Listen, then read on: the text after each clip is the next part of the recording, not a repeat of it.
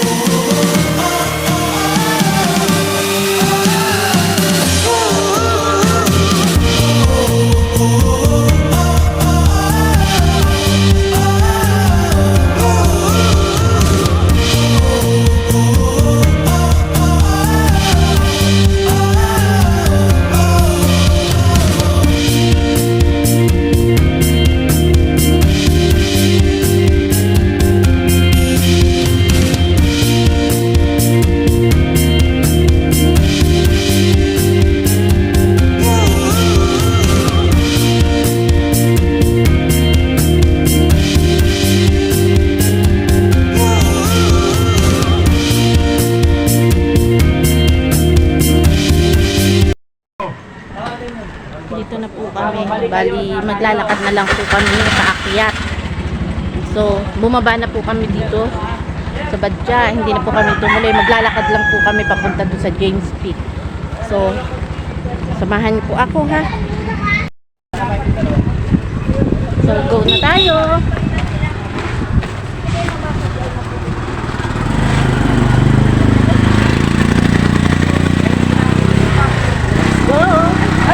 Kahit pagod dyan, aalis tayo kahit na mahirap akyatin na naman, ito na naman ako sa pag-akyat.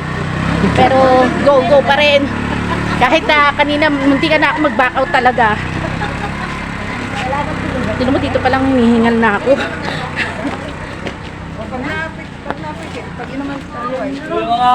Pero kaya ka, diba? Yung mga bilbil dito.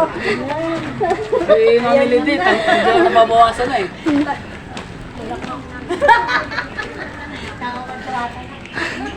Hirap umakyat kasi paakyat po. So, tignan nyo. Ayan po. Paakyat po kami.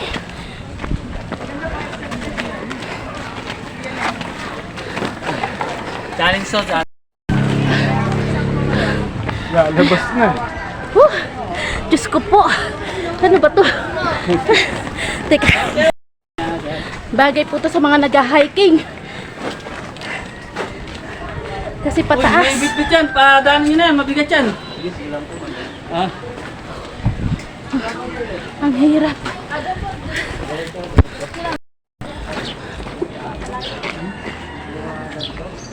Nakapustiso naman yung isin. May pustiso pa. Saan?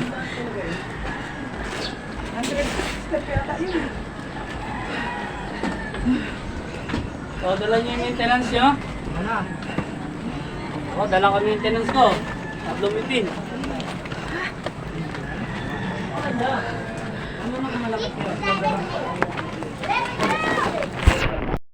Walang bundok-bundok pagdating sa tao. Mga nag-hiking ho, bagay dito.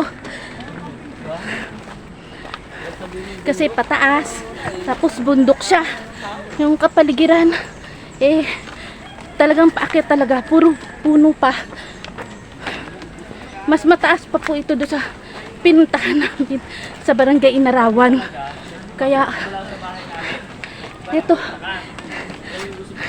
sacrifice si ganda. Ang mga mamsi nyo magsasacrifice.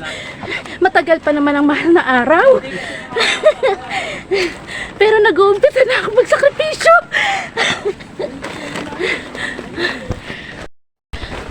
Diretso pa to, James Peak. Okay, plan. Royal!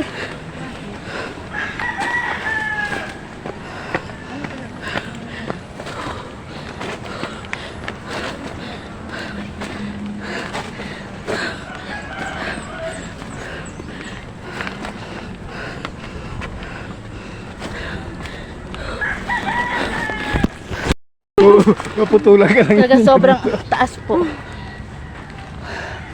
Hingal na hingal po ang mga mamsi. Mainit talaga. Tapos ang init pa ng lakad namin. Ito, hingal kalabaw po ako ngayon. Tapos, nasa kalahati na ba tayo?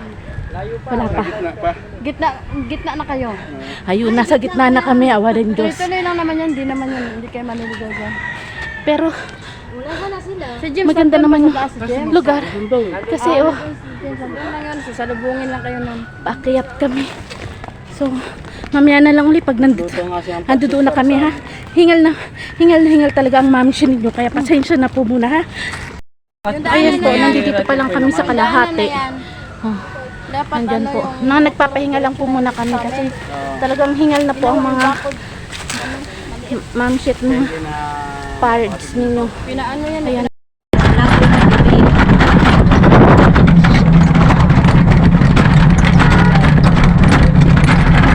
Ay, ang gulo. Ito yung tatanaw na ang bundok na ano natin. Kanina.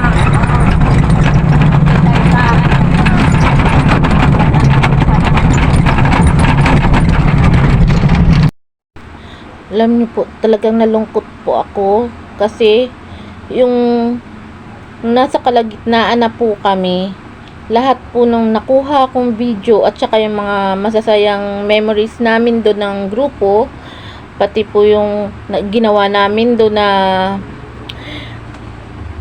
mga activity namin at saka yung pinag-usapan, pati yung pamamasyal namin, lahat po ng video nung nandoon na kami sa James Peak camping site farm, nawala po lahat. Kaya sobrang, sa totoo lang po, talagang hindi ko alam kung paano ang gagawin ko na i-save yung video na yon. Hindi ko po talaga siya na i-save. Nalulungkot po ako talaga dahil ang hirap-hirap po mag-video. Tapos hindi ba, ewan ko kung sinong mga nakaka-relate dyan ng mga vlogger, na sa mga vlogger po, alam nyo yung nafe-feel ko bilang isang vlogger na nagkumukuha ng mga video, hindi ho ba?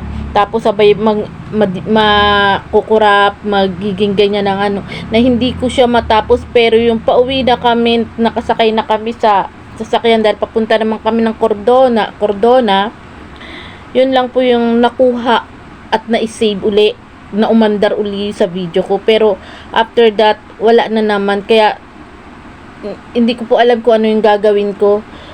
So, siguro iduduktong ko na lang po rito yung mga picture na pwede kong ma-save sa inyo, ma-share sa inyo. Puro picture na lang po. Wala po ako talagang magawa. Hanggang hindi ko po ito na ipapacheck up na cellphone or yung memory na gagawin ko po, yun po yung maipapakita ko po muna sa inyo. And then, sa susunod po siguro, bago ako mag-video, i-check up ko muna uli. Kasi talaga pong, bago ako umalis, chineck up ko naman po ito. Inayos ko naman po na akala ko talaga maano. Pero, sad to say, nag-uumpisa pa lang ako pero ganito na po marami ng challenging. Ngayon ko po napipili yung ibang mga vlogger kung ano yung pakiramdam nila kapag kayong hindi nila yung bang nawala o nasira yung mga pinaghirapan nila. So, paano po? Pagtiyagaan nyo na lang po muna yung mga picture na isi-share ko sa inyo. Thank you po. And wag nyo po akong kalimutan i-subscribe, like, and share po. At mag-comment din po kayo. Sasagot naman po ako. Hanggang dito na lang po muna.